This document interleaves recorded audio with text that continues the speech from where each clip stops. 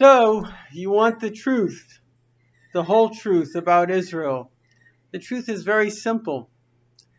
Einstein said the Germans couldn't be against the Jews as the Jews are a race. That was the official thing, right?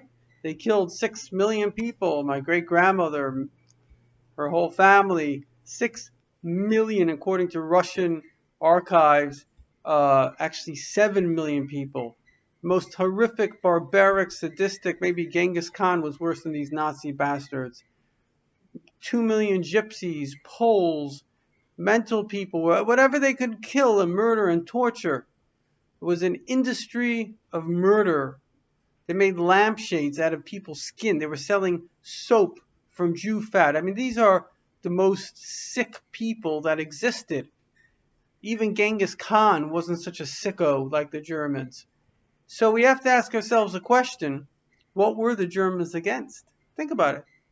What exactly, because if you do anything, you're motivated. If I go to the fridge to eat, I don't know, anything, I'm motivated. Now, the motivation may be boredom, it may be pleasure, it may be hunger, but there has to be a motivation.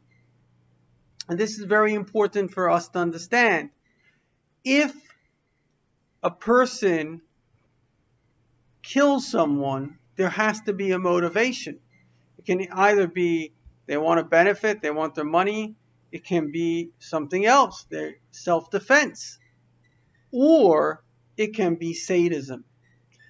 There was an article where unfortunately there was a guy that died, and his mother said he had died in a park. He was shot. She wrote to the paper, I guess it was a smallish community. She says, I just want to know why he died. So a guy wrote into the paper. He says, to be honest with you, I saw him, I took a gun and I shot him.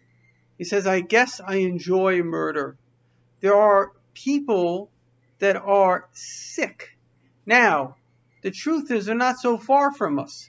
I'm not going to go into the psychology because everybody's born, hopefully, with the potential to love. So, what goes on that causes the person to be a mass murderer? There's a psychology there. I'm not going to go into it. But the point is that in all of human history, it's happening right now as we speak. And that's who the Arabs are. They're murderers. Just look at every single Arab country. Now think about the stupidity, the tremendous stupidity.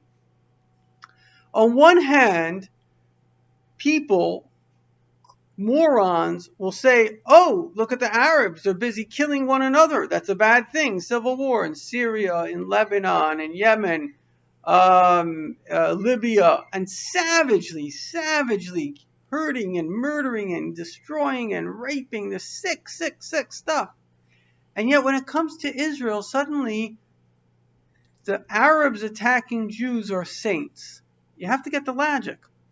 The Arabs, who everywhere else are savages, suddenly attacking Jews are saints. I'll just conclude with a simple fact. I asked a Pakistani Muslim, I was once on a plane with him as a kid. I said to him, so why are the Arabs against the Jews? I was like kind of quite open. I'm still pretty open. I was a little bit more naive. I could ask this. So he said, they've been killing Jews for 4,000 years. You understand? He was looking at me. What are you, an idiot? Anybody. These are Muslims that understand the Arabs, as the Arabs are savage murderers. And the people who can stand up for the murderers, especially if you're Jewish, you're just like a person who's standing up for the Nazis. You should be deeply ashamed of yourself. But the problem is, the reason you're doing that is because you have no courage. You don't have the ability to do what I just did. I just put out a video. Could you put out a video like this? Could you say it? No. Why? What are you worried about? The people that will shame you. So I ask you a question.